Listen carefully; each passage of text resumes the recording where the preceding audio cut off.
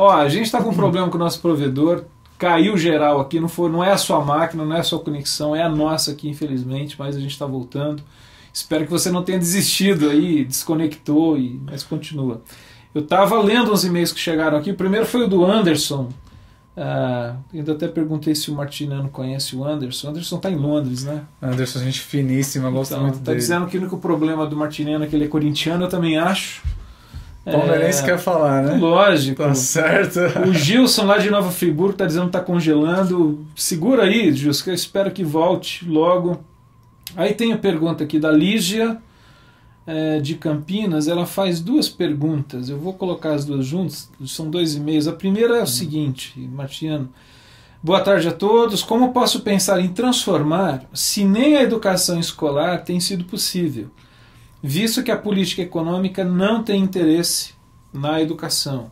E aí uma outra pergunta que ela emenda é: o que você acha das pessoas, no caso dos professores, que estão nas escolas olhando exclusivamente para os parcos reais que receberão no início de cada mês? Está falando da questão da educação institucionalizada ou formal, né? E tem também e-mail da Bira Medeiros, ou do Bira Medeiros, de Caruaru, Pernambuco. Vocês não acham que os governos estão mais preocupados com números exigidos por órgãos internacionais do que verdadeiramente educar? O que vocês acham da educação integral, levando em consideração o aluno em todas as suas dimensões? Primeira colocação que a Lígia faz, Martiniano, vamos entrar aqui no que o internauta está perguntando, que é essa questão da educação. A gente vive num país em que a gente ouve muito falar disso. Quer dizer, o governo que administra o Estado brasileiro, geralmente ele não olha com atenção o problema da educação e, sobretudo, o problema da questão escolar.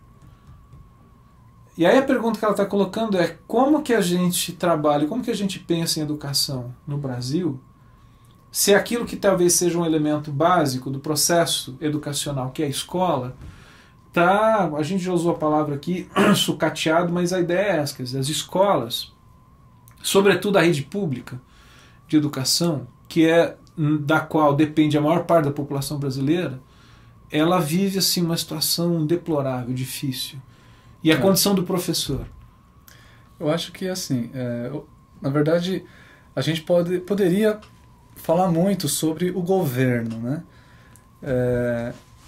E sobre as demagogias, né? E sobre os verdadeiros interesses do governo ou dos políticos quando falam em educação. Que na verdade é caro investir em educação e é sempre um projeto a muito longo prazo, né?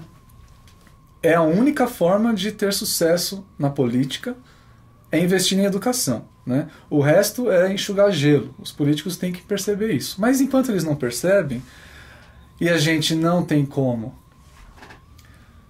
obrigá-los a nada, né? Porque o povo ainda continua votando nesses políticos que estão aí, quer dizer, é culpa nossa também, né? Dentro da nossa democracia, nós estamos votando errado, a gente não tem muito o que fazer, né? A gente tem que, nessas próximas eleições, votar diferente. Falando em política, você acha que, por exemplo, um camarada com uma mentalidade como o Cristóvão Buarque, ou o Cristóvão Buarque mesmo, senador, né? Ele tem essa conversa, não sei exatamente como que é a prática, mas eu leio, sigo ele no Twitter, tá? Me interessa por conta de falar assim, dessa revolução pela educação, né? Não, com certeza. O Cristóvão Buarque é não voto nele e tal, mas ele é um político exemplar. Que tem essa clareza em entender assim, se o Brasil passar por alguma mudança significativa em termos de transformação, tem que ser pela educação. Exato. Não tem outro caminho. Não tem outro caminho. Ele tem essa bandeira e realmente ele tem toda a razão. Não existe outro caminho de fazer o Brasil de verdade ter um salto. Estamos falando de 10 anos do governo, né, do PT. Não teve salto em educação, né? A gente ainda é 3,7, né? Nossa pontuação no IDEB, 3,7. O IDEB o que é? É o índice de educação básica no Brasil. E de 0 a 10, a gente é 3,7. Né? Algumas escolas, né, ainda chegam a 4. No PISA, né, que é esse índice internacional, de 65 países, a gente está no 54º né? A gente perde para países que é impossível perder, né? Uhum. Mas a gente quebra, a gente se supera, né? O Brasil quebra recordes interessantes nessa área, quando ele quer ser, né, um país que mostra como que se faz uma coisa má, ele consegue quebrar certos recordes. Mas, respondendo à questão, é justamente por isso que a gente fez o IBTE, que a gente criou o IBTE, porque a gente não pode esperar que os políticos, que o governo realmente faça, a gente deve pressioná-los para que eles façam. São coisas que andam juntas, né? Mas a gente sabe que eles não têm interesse, então a gente tem que fazer, né, ter as nossas atitudes aqui, né, dentro da sociedade civil se organizando. E uma atitude que a gente pode ter em relação à sociedade civil dentro do tema da educação é fazer com que o aluno tenha interesse em estudar. Uhum. Fazer com que o aluno tenha interesse em estudar. Isso não quer dizer... Porque também a gente acaba culpando muito o professor, né? Que o professor não... Existem muitos professores que realmente eles pegam uma cadeira no Estado para deixar lá reservado um emprego, né? Uhum. Um emprego um com emprego seguridade e vão pro privado, né? E faltam e etc. Tem uma escola que a gente trabalha ali perto do IBT, de 16 salas por período, faltaram 14 professores. Uhum. Só tinha 2 salas que poderiam ter professores no ano passado. Assim, é impensável, né? Mas como falar em transformar? Transformar é fazer com que o aluno entenda que existe uma razão para estudar. Uhum. Isso é formar perspectiva, formar sonhos. Se a gente conseguir fazer com que o jovem entenda, crie um sonho para ele, seja lá qual for, né? Ele vai querer estudar, ele vai querer também participar. A gente trabalha dessa forma no IBT. A família é importante nesse processo? A família é importante, se bem que a gente também já não pode esperar muito, né, da família, né? Na verdade, a família, dentro do contexto... Mas eu estou falando assim, por exemplo, se você, tô pensando que você pega tá falando assim, você pega um jovem que não tem expectativa, para ele a educação não faz sentido, estudar não faz sentido, ele acha que não é necessário, dá para viver bem, ou ele tem essa ideia de que eu dou um jeito de alguma maneira, ele não percebe que estudando vai oferecer para ele uma série de recursos, não só em termos cognitivos, né, mas de relacionamento, de compreensão do mundo, de experiências de vida. Ao mesmo tempo que esse garoto, esse adolescente, esse jovem, ele passa por esse processo, ele pode passar por esse processo de, poxa, ser despertado para que, poxa, estudar é trabalhoso, mas vale a pena. A família também não pode passar por um processo semelhante de ganhar essa perspectiva, por mais estruturado que seja, a família dela também ser ali, talvez compreendendo isso, trabalhar para que, olha, a gente precisa colocar esse menino para aprender, para estudar, para ver o mundo de outra forma. No IBT a gente optou por não atuar, né, no momento, não empregar esforços nas famílias, né? Porque os adultos, eles são realmente estão mais cristalizados. Está cristalizado, está bem cimentado ali aquelas ideias, mas o jovem não. O jovem tem dentro dele ainda, a criança ainda tem dentro dela a vontade de realizar um sonho, de conseguir fazer uma diferença, né? Então a gente tem uma metodologia que vem justamente para tentar resolver esse problema e que tem surtido efeito, né? Que é formação, geração de perspectiva. Por que o aluno não tem interesse na escola? Porque ele não tem perspectiva. Então, se o professor escutar nos assistir aqui, né, tente criar na sua escola, nos seus alunos, formas de gerar perspectiva, né? Tá aí uma das coisas que dá resultado. E fazer com que o aluno perceba que, a partir da escola, ele vai alcançar esse sonho que ele tem, né? Fora disso, a gente vai simplesmente ir para a educação bancária mesmo, ficar depositando informação na cabeça do aluno. Colocar na cabeça dele ele não vai conteúdo. suportar, ele não quer e ele vai fazer aquela bagunça toda que ele faz. Essa é a chamada educação conteudista, né? Aquela coisa de só transferir, ele vai ser um depositário de conhecimento, mas também não sabe o que fazer com isso, não tem sentido. Não tem sentido. Entra no ouvido e sai pelo outro, né? Agora, Martiniano, vamos voltar um pouquinho para a sua história, que eu acho, assim, de certa maneira, me parece que ela representa um pouco, de forma pequena, mas pequena não no sentido de valor, mas assim, é a sua vida dentro de um universo enorme. Você nasceu em São Paulo, ali onde é hoje a Cracolândia, que antigamente chamava Boca do Lixo. Boca do Lixo, né?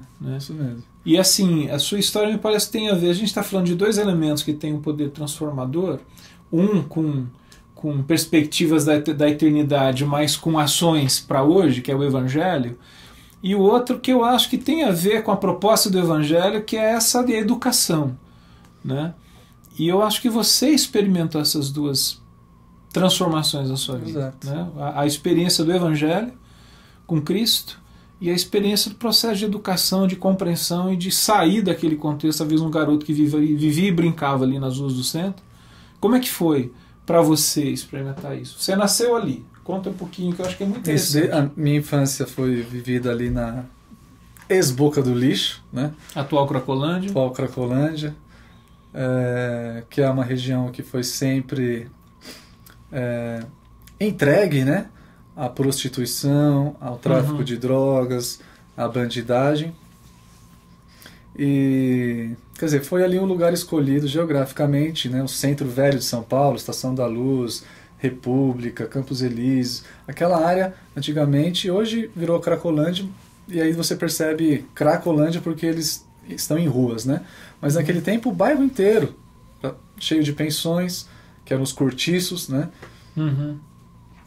E a gente estava lá, né? Eu e os amigos, as crianças. Isso brincando. era o que? Década de 80? 80, final de 80, né? E início dos 90. A gente estava brincando na rua, assim como as crianças de hoje estão brincando. E o pessoal está usando crack aqui do lado, né? A gente tava lá. Você pode dizer assim, você era um garoto que vivia esse quadro, talvez generalizado, que assim, se não fosse por algumas coisas terem acontecido na sua vida, você não tinha perspectiva. Exato. Eu vivia ali, eu cresci ali, eu ia ser um estoquista, eu ia ser um escalador de caminhão. E daí talvez para coisa pior, não, então, conta do contexto. O máximo que você chega, caminhando no percurso natural ali da vida, é trabalhar na Rua Santa Efigênia, né? Trabalhar na 25 de Março, sendo honesto, decente, tudo certinho, e até tem um futuro, de repente vira um comerciante, né? Mas o normal é que aquela criança, aquele jovem, ingresse no tráfico de drogas, ingresse na prostituição, entregue sua vida para a droga de verdade, né? E passe o resto dos dias ali fumando, usando droga ou na cadeia. Isso é um percurso natural. Eu sei que parece às vezes meio clichê, mas os meus amigos, né? Vários amigos acabaram caindo nessa vida. E é muito triste tudo isso, né? Quer dizer, quando você vive num contexto desse, você realmente só tem uma chance. E você tem muita facilidade de escolher um caminho que vai te levar à morte, que vai te levar à destruição da sua própria vida, da sua família. Naquele tempo, o que foi o fator central foi o trabalho ali da cena, que fazia brincadeiras, motivava, brincava com as crianças, com os jovens, né? E o que é mais central ainda, claro, o Evangelho, mas a pessoa do Paulo, né? Paulo Capelletti. O Paulo Capelletti, que falou, cara, você tem que estudar, né? Volta para a escola. E me ajudou a pagar, por exemplo, pagou meu primeiro ano na faculdade, na graduação. Depois consegui outras pessoas que me ajudaram a pagar, porque eu fui missionário da cena também, né? Então as pessoas me ajudaram. Quer dizer, você só tem uma forma de escapar do ciclo natural ali daquele processo violento e de degradação humana. Isso. Você só tem uma forma de escapar. É pela educação. Porque assim, você não tem educação, você não tem estudos, né, formal, então você não tem emprego. Se você não tem emprego, você está na miséria. Está na miséria, você tem todas as possibilidades ruins para resolver o seu problema. Estando na miséria, você acaba não tendo perspectivas boas, perspectivas de crescimento na vida. Sem perspectiva, você não tem como o porquê de querer estudar. Sem estudar, você fecha esse ciclo. Você fecha e vai fechando. Quer dizer, então, o que é que quebra o ciclo de verdade? A perspectiva. Quando você fala perspectiva, essa ideia assim do sonho. Um sonho, uma esperança. Olhar para frente e falar assim, quero fazer esse caminho. Isso vem para muitas pessoas, como veio para mim, por meio do amor de Deus. Eu acreditei que Jesus me amava e peguei aquilo, né? Vivi para isso. Jesus me ama, tem um sonho para minha vida, tenho aqui pessoas, né, numa igreja que querem me ajudar e eu tô dentro. Para outros, de repente, arranja uma namorada, tem que mostrar, né, que está crescendo na vida, ou seja, é um emprego, uma oportunidade que aparece para ele, né? Então ele vai criando sua perspectiva. Agora, a escola por si só, muitas vezes é um ponto de encontro errado. Muitas vezes é o lugar onde o cara se traumatiza porque alguém falou uma coisa que ele não... Ou sofreu bullying, tudo ou sofre mais. Bullying. Então, a escola não é a solução central. A solução central é a perspectiva que uma pessoa pode ter olhando para si mesmo. Só que ela só vai fazer tudo isso se for motivada por alguém. Que é um processo educacional já. Que é um processo educacional. Que, na verdade, assim, é um processo de despertar. Né? Que é aquela fala que a gente está falando agora há pouco, quando Jesus encontra o paralítico e pergunta assim, o que você quer que eu faça? Isso. Essa pergunta, ela pode ser olhada de formas múltiplas, né? E uma delas, assim, ela é uma pergunta desafiadora, ela é uma pergunta perscrutadora, porque ela faz o cara lá para dentro, mas ela é uma pergunta educadora também. Né? Que é essa questão assim, o que você quer? A gente no IBT, qual é a sua perspectiva que você tem a partir daí? No IBT a gente fala assim, essa é uma pergunta perspectivacional. Sei. Que gera perspectiva. Porque o que é legal nessa pergunta de Jesus para o paralítico? É a forma como ele não perguntou. A forma como ele não falou. Que é muito legal você pensar assim, Deus não falou, paralítico, eu sei o que você quer. Né? Não falou isso. E sendo que ele sabia. Paralítico, eu já sei o que você quer. Tá resolvido. Deixa eu fazer uma provocação aqui por conta da conversa que a gente já teve antes. Isso aí é um bom construtivismo? É um construtivismo. Positivo, nesse sentido assim, de que, olha, você contribui com algo também. Nem tudo no construtivismo está perdido. Não, e mais que isso, é até um humanismo. Né? Eu sei que a gente não gosta muito, né? Os cristãos têm uma preocupação quando falam em humanismo, mas deixar o ser humano resolver o seu problema sozinho. Jesus é tão Deus, né, que respeita a humanidade daquele cara. O que você quer que eu faça? O que você quer que eu te faça? E a partir daí esse homem falou, quero ser curado, quero andar. E aí, o mais legal da história, então vai e anda, né? Mas pega as tuas coisas que estão aqui, ó, e leva junto. Não deixa bagunça aqui, não. Vai lá, resolvendo. E aí, sabe-se lá, né? Cria a sua espécie de autonomia em termos de viver, segue o seu caminho. Exato. Pra gente, no IBTI, a gente fala que a educação tem um objetivo. Gerar autonomia. Gerar autonomia. A gente pode ajudar as pessoas de diversas formas, né? E a gente adora ajudar falando para a pessoa o que a gente quer que ela faça. Ou dando para ela os materiais, os bens materiais para que ela tenha seu problema resolvido. Certo. Mas a gente pode ajudar as pessoas fazendo com que elas percebam que elas precisam de ajuda ou que elas podem ajudar a si mesmas. que é o principal. Quer dizer, autonomia é isso. A transformação pela educação gera autonomia, que gera o contrário da dependência. Uhum. A gente pensa em autonomia não no sentido individualista do termo. Estudou, cresceu na vida, acumulou e fica nisso. Né? Uhum. Mas se transformar por meio da educação, que tem tudo a ver com a transformação do Evangelho, melhorei a minha vida, não dependo mais de ninguém, mas também não sou individualista. Uhum. Eu sou o contrário de um dependente. Eu sou alguém que pode ajudar os outros. Certo. Eu tenho possibilidade de ajudar os outros. Estabelece vínculos de solidariedade a partir daí. Correto. Se alguém quiser entrar em contato com o IBTE, a gente tem o Dani tem colocado aí, é o www.ibte.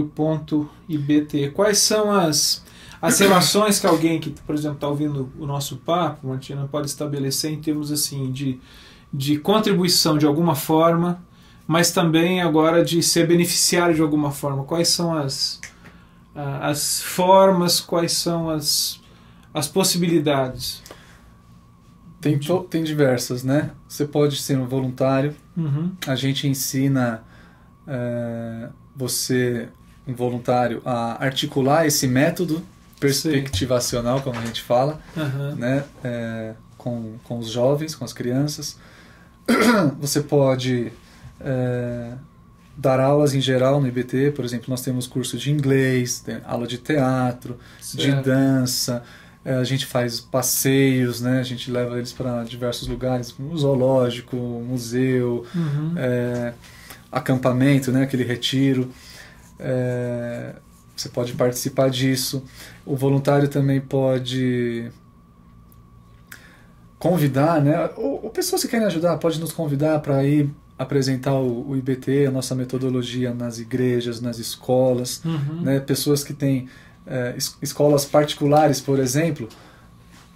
Nós já tivemos casos de escolas que investem, né, que investiram no IBT a partir desse método, né, porque a gente leva o método para aplicar na escola. Porque a escola particular também sofre do problema de falta de perspectiva, né? O aluno, ele não sabe o que ele quer fazer da vida. Então ele não sabe se ele vai para o lado da matemática ou se ele vai para o lado da geografia. Então ele acaba não aproveitando nada. Sim. Quando ele tem a perspectiva do que ele realmente quer da vida, ele vai aproveitar melhor a educação.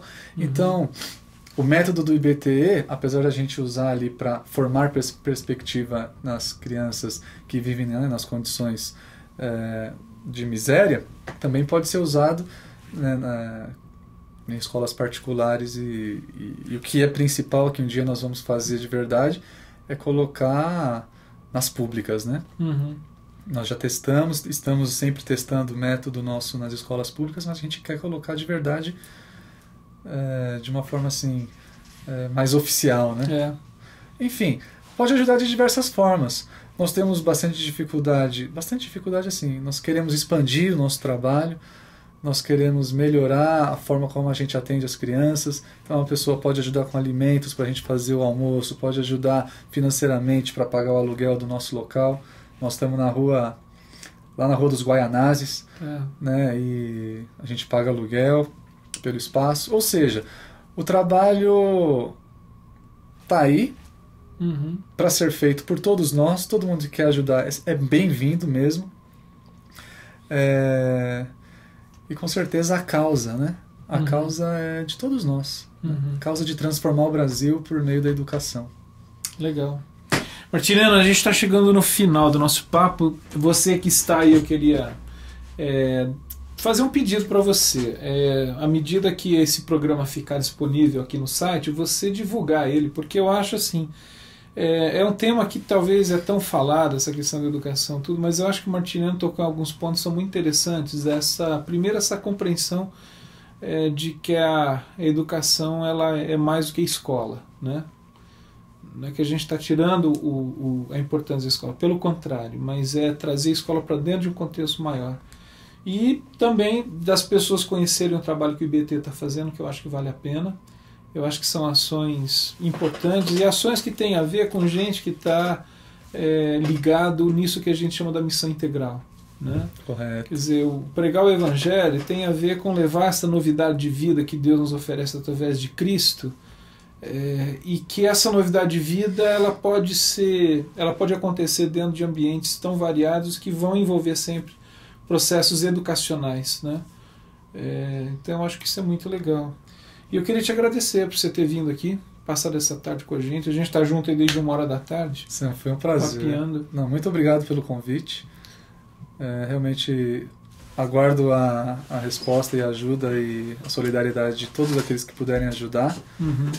E vamos transformar as vidas desses jovens, dessas crianças, e expandir, né, toda essa ideia aí que a gente está batalhando. Está fazendo. É isso daí.